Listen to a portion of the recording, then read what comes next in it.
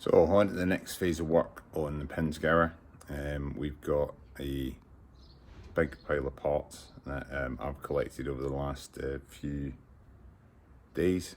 They've come by post, and I've also been up and collected them from various parts. We'll just have a quick look at what we've got. So from all the various items we've been missing or need replacing. So we've got a vent tube for under the dashboards. We found out both our front indicators were broken or faulty. Lots and lots of bulbs and fuses because we're missing a few, and we've blown a few in what we've tested so far. That's some parts for the side rails when we get those replaced. Proper modification part instead of the bodged Remy one that we had on originally. 7-way switch, which we were missing the knob for, but you can't buy the knob for separately, so we've got a whole new switch to fit, as we'd broken it as well. Full set of brake pads, because there's not a lot of meat on the brake pads we've got currently. A full set of new door locks, ignition barrel and fuel cap, and they've all got a matched key. The key we've got currently only works the ignition barrel, and none of the other door locks have any parts, have any keys to operate them. So we're going to have to figure out how to break into the fuel cap and replace that. And then lots of stainless steel nuts and bolts and fittings. We're doing that on the side wooden rail. So this side had its side wooden rail, which we've taken off. It was thoroughly rotten, and I've got that in a joiner to be replaced. We've put new rib nuts in quite a lot of it, but I needed to go and get some more to finish the job, so we'll do that. And then around the front of the truck we had a side light bulb that was out, and what seems to be the case with this truck, you do one little job and it leads to 5 others. So we'd had a side light out in our main headlight, and that led to us taking that off and finding out the indicator was needing fully replaced. I didn't realise you needed to take most of the whole bumper off to do that. The other half of the bumper is going to have to come off because that indicator needs replacing. But when we took the bumper out, we found this nasty little hole in the front corner. It is actually quite an easy fix, or should be. So we'll have a look at doing that job, and we'll get some preservative in there so that we're not going to have a rot problem in there in the future. So far that's where we're at. Not a lot has changed in here. I did a video previously on how to take what we call the doghouse off. Got that all stripped out. I found I had a leaky injector, so I fixed that problem the other day, and we're just moving on slowly with lots and lots of jobs.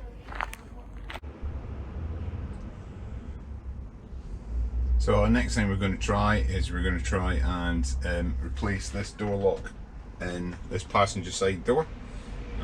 So we'll do a time lapse and see how long this takes.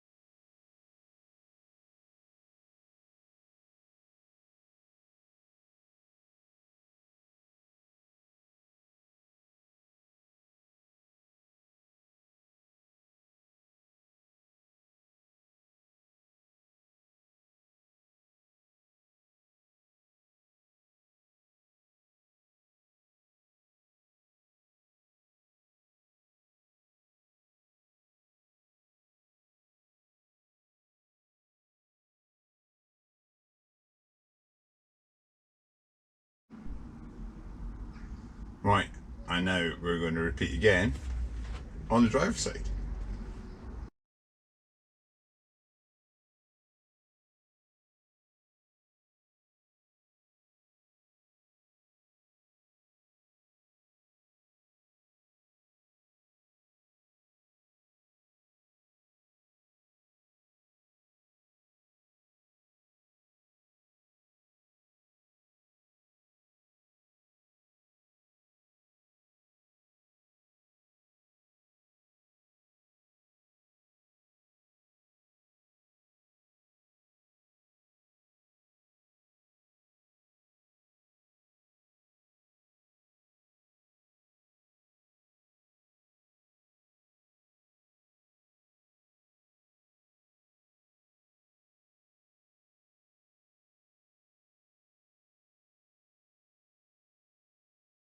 So it's about the hottest week we've had in Scotland in quite a long time. So it's a great day to be out in the sun fixing things like fuel caps.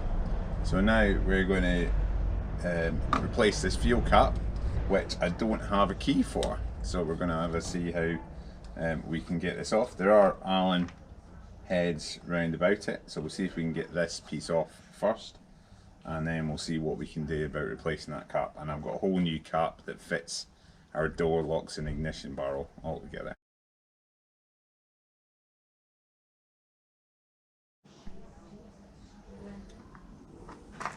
So after a total of about 20 seconds looking, I've decided that those Allen heads aren't going to come out because of the angle they are.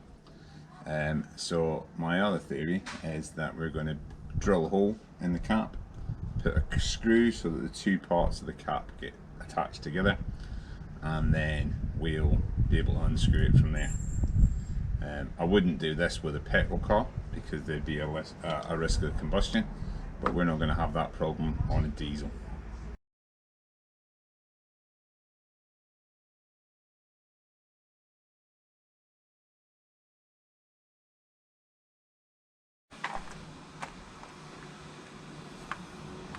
So, a very easy way to get a fuel cap off, which probably it shouldn't really go on YouTube. So a new fuel cap.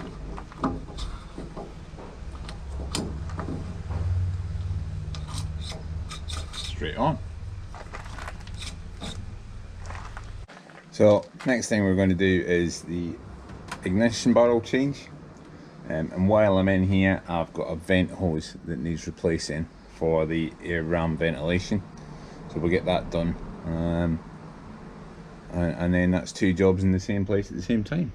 Efficient or what?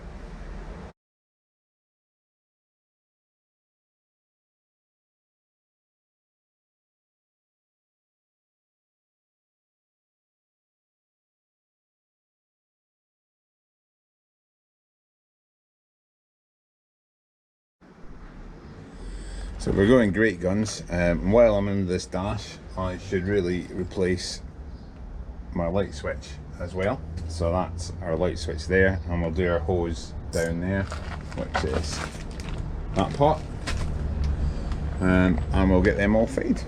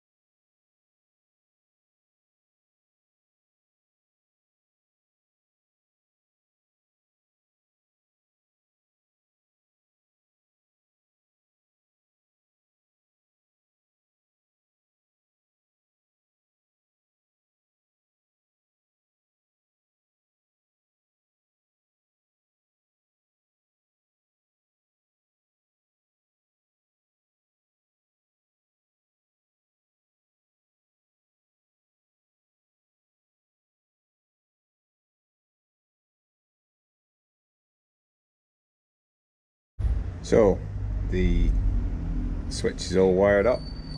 We'll need to test it, but the sun is absolutely as bright as it possibly can be, so we're going to have a really difficult time seeing the light. So I think I might test that this evening, and we'll move on to the coolant hose.